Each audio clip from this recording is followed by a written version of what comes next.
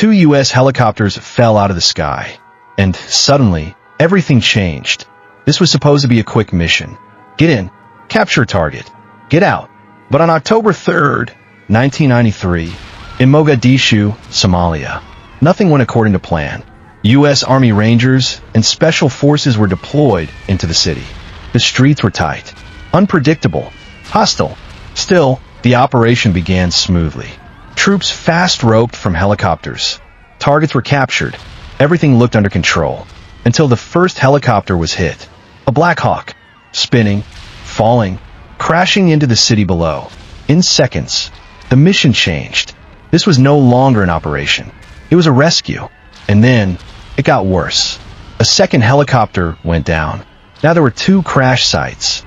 Dozens of soldiers, stranded, surrounded, and outnumbered. Militia fighters flooded the streets. Gunfire echoed from every direction. Smoke, chaos, confusion.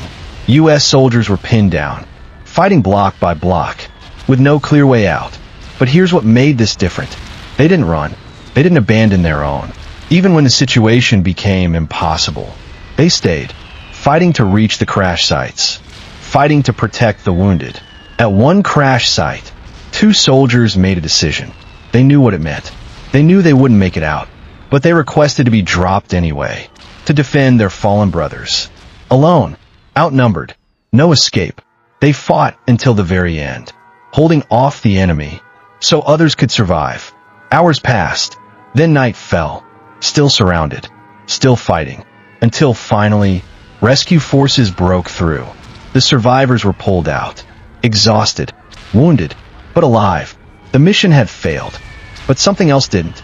The promise every soldier makes, to never leave a brother behind. And in the middle of chaos, that promise held.